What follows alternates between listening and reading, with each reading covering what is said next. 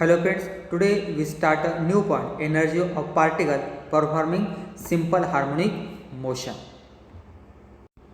तर ह्या पॉईंटमध्ये आपण पार्टिकलची kinetic energy, potential energy and total energy ह्या एनर्जी कॅल्क्युलेट करणार आहोत. तर सुरुवातीला आपण एक पार्टिकल कन्सिडर करूया.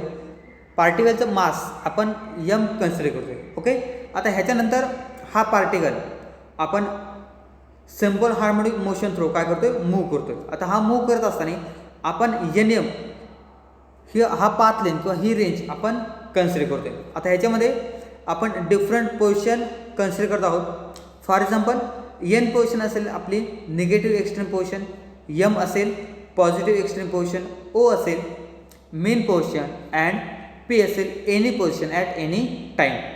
तर त्यांच्या पोझिशनच्या करस्पॉन्डिंगली त्यांच्या एनर्जीची ज्या व्हॅल्यू असतील त्या व्हॅल्यूसुद्धा आपल्या काय होतील, चेंज होतील. तर त्याप्रमाणे आपण त्यांची कायनेटिक एनर्जी आणि पोटेन्शियल एनर्जी ह्या दोन एनर्जी कॅल्क्युलेट करणार आहोत.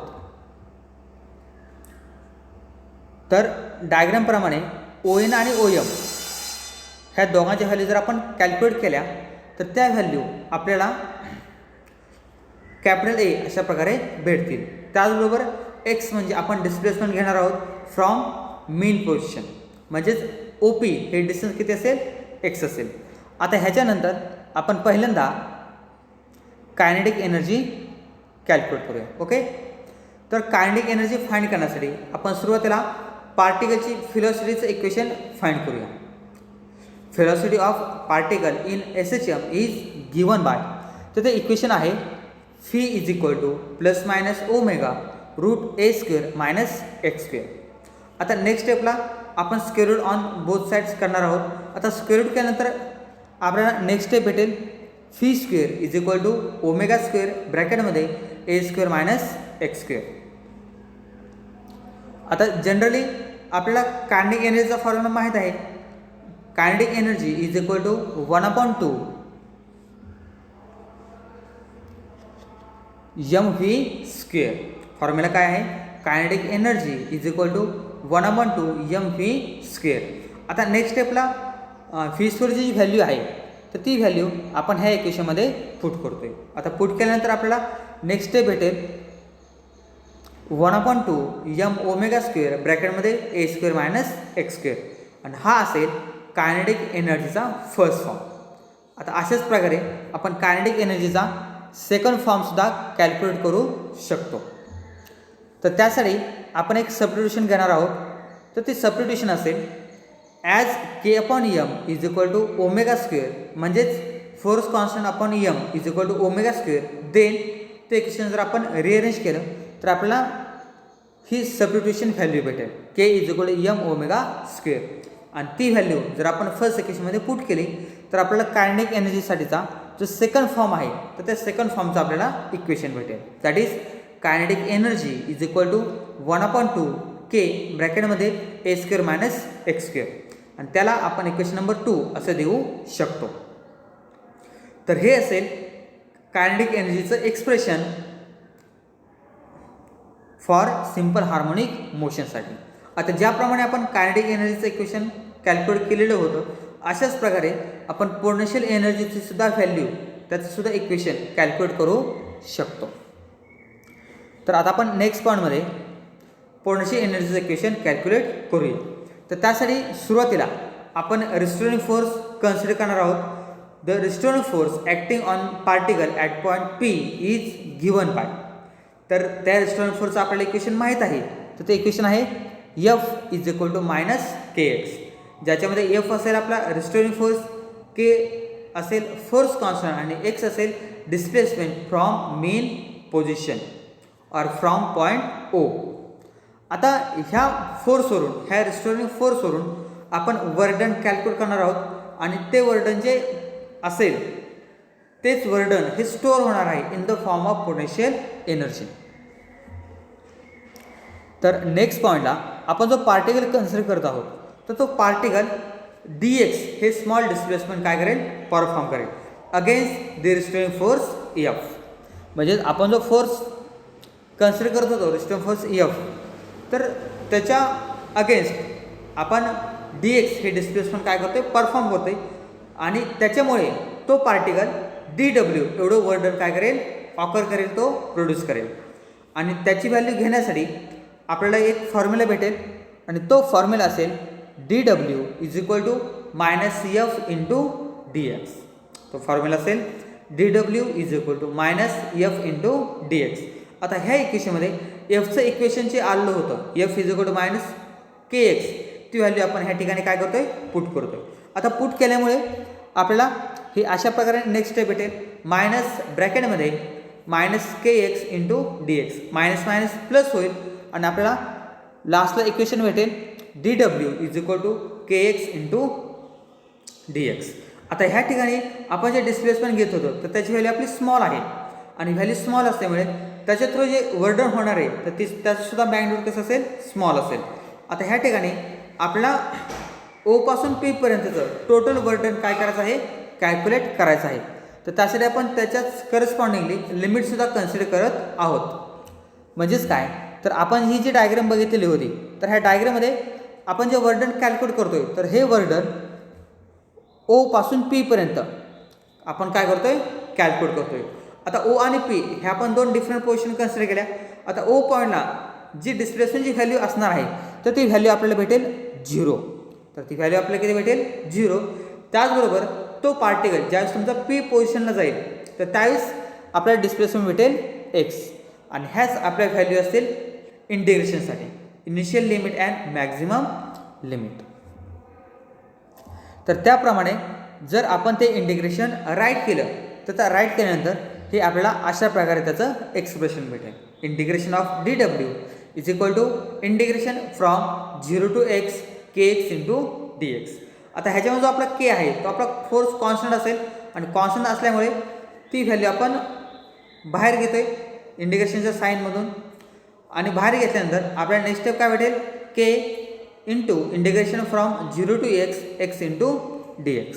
नेक्स्ट स्टेपला आपण x dx integration find out करतोय आणि ते फाइंड आउट केल्यानंतर आपल्याला हे अशा प्रकारे एक्सप्रेशन भेटेल W is equal to 1/2 kx square. आता ह्याच्यामध्येच जर आपण k is equal to m omega square ही व्हॅल्यू जर आपण पुट केली, सबस्टिट्यूट केली, तर सबस्टिट्यूट केल्यानंतर आपल्या वर्क डनचा हा सेकंड फॉर्म भेटेल 1/2 m omega square into x square. आता ज्याप्रमाणे वर्क डनचे दोन फॉर्म भेटले होते त्याचप्रमाणे आपल्याला पोटेन्शियल एनर्जीचे सुद्धा सेम दोन फॉर्म आपल्याला भेटतील. तर त्यासाठी अगोदर आपण एक सेंटेन्स घेऊया. तर त्यांनी सेंटेन्स आपल्याला काय सांगितलेलं आहे, this work done is store in the form of potential energy. म्हणजेच काय, तर आपण जे वर्क डन कॅल्क्युलेट करतोय तर तेच वर्क डन हे स्टोअर होतंय कोणत्या फॉर्ममध्ये, पोटेन्शियल एनर्जीच्या फॉर्ममध्ये. थोडक्यात W आपण रिप्लेस करतोय बाय पोटेन्शियल एनर्जी आणि तो जर रिप्लेस केला तर आपल्याला हे थर्ड इक्वेशन भेटेल, potential energy is equal to 1/2 into kx square which is equal to 1/2 m omega square x square. आता त्या इक्वेशनमध्ये ही जी आपली क्वांटिटी आहे m ओमेगा स्क्वेअर, तर ही क्वांटिटी आपली कॉन्स्टंट आहे आणि ती कॉन्स्टंट क्वांटिटी जर आपण निग्लेक्ट केली तर आपल्याला अशा प्रकारे एक्सप्रेशन भेटेल, potential energy is directly proportional to the square of the displacement. आणि हेच मॅथमॅटिक फॉर्ममध्ये हे आपण अशा प्रकारे लिहू शकतो. आता नेक्स्ट स्टेपला आपल्याला टोटल एनर्जी कॅल्क्युलेट करायची आहे. तर त्यासाठी आपण कायनेटिक एनर्जी आणि पोटेन्शियल एनर्जी ह्या दोन्ही एनर्जीच्या इक्वेशनची डायरेक्ट ॲडिशन घेऊ शकतो. तर नेक्स्ट स्टेपमध्ये आपण एक सेंटेन्स देऊ शकतो, the total energy of particle performing simple harmonic motion is sum of its potential energy and kinetic energy. तर ह्या सेंटेन्सप्रमाणे आपण हे दोन्ही इक्वेशन काय करू शकतो, इक्वेट करू शकतो. तर इक्वेट केल्यानंतर हे आपल्याला अशा प्रकारे एक स्टेटमेंट भेटेल, total energy is equal to kinetic energy plus potential energy. Next स्टेपमध्ये आपण त्यांच्या व्हॅल्यू जर सबस्टिट्यूट केल्या तर आपल्याला नेक्स्ट स्टेप भेटेल 1/2 k into a square minus x square plus 1/2 kx square. Common quantity separate घ्या, 1/2 इंटू k ही क्वांटिटी आपली कॉमन आहे, ती जर आपण सेपरेट घेतली तर ब्रॅकेटमध्ये आपल्याला a square minus x square plus x square ही अशी क्वांटिटी भेटेल. आता ह्याच्यामध्ये एक्स स्क्वेअरला एक्स स्क्वेअर काय होईल, कॅन्सल होईल. आणि जर तो कॅन्सल झाला तर आपल्याला रिमेनिंग टर्म भेटेल 1/2 KA². आणि हे इक्वेशन असेल टोटल एनर्जीसाठी. आता ह्याच्यामध्ये सुद्धा आपण केची जी सबस्टिट्यूशन व्हॅल्यू होती m⍵², तर ती व्हॅल्यू इथे पुट करू शकतो. आणि पुट केल्यानंतर आपल्याला टोटल एनर्जीचं एक्सप्रेशन भेटेल. Total energy is equal to 1/2 m⍵² into A². Equation number 4. तर आता ह्या एक्सप्रेशनमध्ये आपल्याला जे टोटल एनर्जीची व्हॅल्यू भेटते ती व्हॅल्यू आपल्याला कॉन्स्टंट भेटते ॲट एनी पोझिशन. कारण ह्याच्यामध्ये ज्या क्वांटिटी आहेत m⍵² आणि A² ह्या क्वांटिटी कॉन्स्टंट आहेत. आणि ही टोटल एनर्जी ही डिस्प्लेसमेंटवरती इंडिपेंडंट आहे. आणि त्याच्यावरून आपण एक कॉन्क्लुजन घेऊ शकतो. तर ते असं असेल, total energy of particle is remains constant at any position. आता टोटल एनर्जी इक्वेशन आहे, तर ते इक्वेशन आपण फ्रिक्वेन्सीच्या फॉर्ममध्ये आणि पिरियडिक टाईमच्या फॉर्ममध्ये सुद्धा राईट करू शकतो. तर त्यासाठी आपल्याला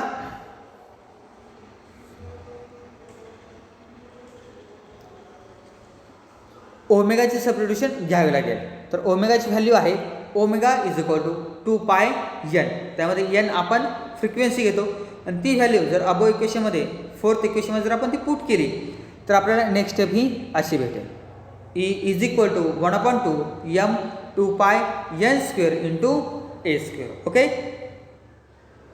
आता अशाच प्रकारे आपण ते ब्रॅकेट एक्सपांड करू शकतो. एक्सपांड केल्यानंतर सेम क्वांटिटी आपल्या कॅन्सल होतील.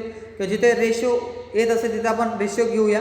आणि ते घेतल्यानंतर आपल्याला लास्ट स्टेप भेटेल E is equal to 1/2 m into 4π² n² into A². आणि ह्याची नेक्स्ट स्टेप असेल E is equal to 2m⍵² n² into A². ही क्वांटिटी आपण काय घेतोय, n² घेतो. ओके. आता ह्याच्यानंतर ह्या ठिकाणी आपण एक सबस्टिट्यूशन करतोय. ती सबस्टिट्यूशन बघा ही असेल, तर frequency is equal to 1/t. आपले सबस्टिट्यूशन काय आहे, frequency is equal to 1/t. आणि ती व्हॅल्यू जर आपण इक्वेशन 5 मध्ये जर पुट केली तर पुट केल्यानंतर हे आपल्याला अशा प्रकारे व्हॅल्यू भेटेल, E is equal to 2m⍵² A²/t². आता इक्वेशन 5 जे आपण घेतलेलं होतं, कॅल्क्युलेट केलेलं आहे, तर त्याच्यावरून आपण काही स्टेटमेंट सांगू शकतो. इक्वेशन 5 जे आहे तर त्याच्यावरून आपण एक काही ठराविक स्टेटमेंट सांगू शकतो. तर ते स्टेटमेंट ही अशी असतील बघा. तर टोटल एनर्जी इज, फर्स्ट काय आहे, directly proportional to its mass. म्हणजे टोटल एनर्जी ही आपली डायरेक्टली डिपेंडेंट असते कशावरती, तुमच्या पार्टिकलच्या मासवरती. सेकंड काय आहे, directly proportional to the square of frequency of oscillation. आणि अशाच प्रकारे थर्ड आहे, directly proportional to the square of amplitude of oscillation. आता हे एक्सप्रेशन फाइंड केल्यानंतर त्याच्यावरून आपण कायनेटिक एनर्जी आणि पोटेन्शियल एनर्जीच्या डिफरंट पोझिशनला व्हॅल्यू काय असतील त्या कॅल्क्युलेट करू शकतो. तर त्यासाठी आपल्याला काही ठराविक स्पेशल केसेस बघायचे आहेत. तर फर्स्ट केसमध्ये आपण मेन पोझिशन कन्सिडर करतोय. फर्स्ट केसमध्ये आपण मेन पोझिशन काय करतोय, कन्सिडर करतोय. आता मेन पोझिशनमध्ये जे आपलं डिस्प्लेसमेंट असणार आहे तर ते किती असेल, 0 असेल. आणि ज्या ठिकाणी डिस्प्लेसमेंट 0 असेल त्या ठिकाणी व्हेलॉसिटी काय येते, मॅक्झिमम येते. त्या ठिकाणी व्हेलॉसिटी आपली काय येईल, मॅक्झिमम येईल. आणि जर व्हेलॉसिटी मॅक्झिमम येत असेल तर कायनेटिक एनर्जी आपल्याला मॅक्झिमम भेटेल. आणि ती व्हॅल्यू आपल्याला भेटेल 1/2 m⍵² इंटू A². आता त्याचबरोबर डिस्प्लेसमेंट हे 0 असल्यामुळे जे आपल्याला पोटेन्शियल एनर्जी भेटणार आहे तर ती व्हॅल्यू आपल्याला मिनिमम भेटेल. आणि ती व्हॅल्यू असेल 0. ती व्हॅल्यू किती असेल, 0. आता अशाच प्रकारे सेम एक्सप्रेशन आपण एक्स्ट्रीम पोझिशनसाठी सुद्धा कॅल्क्युलेट करू शकतो. तर सेकंड केसमध्ये आपण एक्स्ट्रीम पोझिशन घेतोय. आता एक्स्ट्रीम पोझिशनमध्ये जे डिस्प्लेसमेंट असेल ते डिस्प्लेसमेंट आपण मॅक्झिमम घेऊ शकतो, दॅट इज +-a. आता डिस्प्लेसमेंट मॅक्झिमम आहे त्याच्यामुळे ह्या ठिकाणी जी आपली व्हेलॉसिटी येणार आहे तर ती व्हेलॉसिटी आपल्याला किती भेटेल, 0 भेटेल. आणि जर व्हेलॉसिटी 0 असेल तर करस्पॉन्डिंगली आपली कायनेटिक एनर्जी सुद्धा आपल्याला काय भेटेल, 0 भेटेल.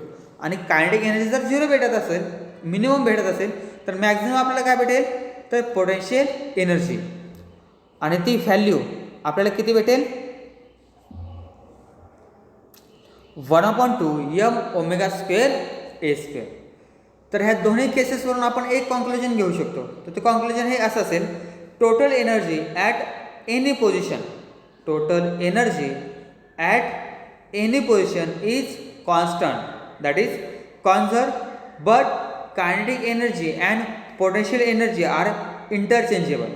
म्हणजे जरी तुमची कायनेटिक एनर्जी कॉन्स्टंट आली तरी ज्या तुमच्या इंडिव्हिज्युअल व्हॅल्यू आहेत कायनेटिक एनर्जी आणि पोटेन्शियल एनर्जीच्या, ते इंटरचेंज होतात, ते इंटरमिक्स होतात.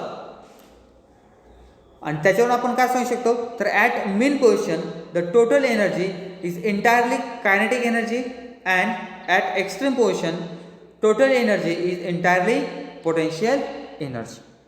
तर अशा प्रकारे आपण ह्या दोन केसेसवरून हे कॉन्क्लुजन सांगू शकतो. आता नेक्स्ट स्टेपमध्ये आपण एक थर्ड पोझिशन कन्सिडर करतोय.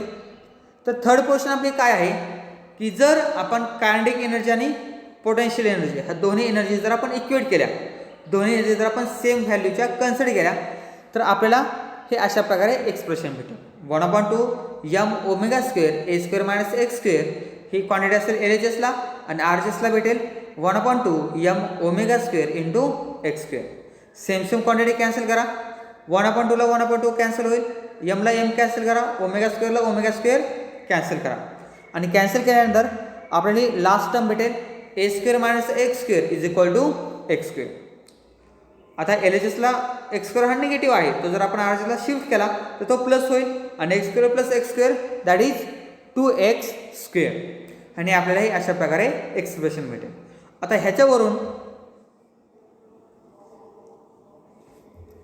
आपण x² ची व्हॅल्यू कॅल्क्युलेट करू शकतो.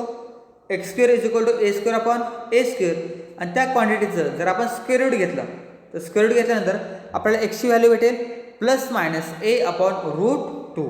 म्हणजे आपण ह्याच्यावरून काय सांगू शकतो की ज्यावेळेस तुम्ही डिस्प्लेसमेंट a/√2 घेता तर त्यावेळेस तुमची कायनेटिक एनर्जी आणि पोटेन्शियल एनर्जी ह्या दोन्ही एनर्जी काय येतील सेम येतील. ह्या दोन्ही एनर्जी आपल्याला कशा भेटतील सेम भेटतील. आता ह्याच्यानंतर आपण एक फोर्थ केस घेतोय. तर फोर्थ केसमध्ये आपण काय करतोय की जर आपण ॲम्प्लिट्यूड हाफ कन्सिडर केलं, आपण ॲम्प्लिट्यूड जर हाफ कन्सिडर केलं तर आपल्याला डिस्प्लेसमेंटची व्हॅल्यू काय भेटेल x is equal to +-a/2. तर अशा वेळेस आपण पोटेन्शियल एनर्जी आणि कायनेटिक एनर्जी ह्या दोघांच्या व्हॅल्यू कॅल्क्युलेट करू शकतो. तर पोटेन्शियल एनर्जीचं आपल्याला इक्वेशन आहे 1/2 kx². त्या ठिकाणी x ची व्हॅल्यू पुट करा. नेक्स्ट स्टेप भेटेल 1/2 × k ब्रॅकेटमध्ये a/2 ब्रॅकेट². ते ब्रॅकेट एक्सपांड करा.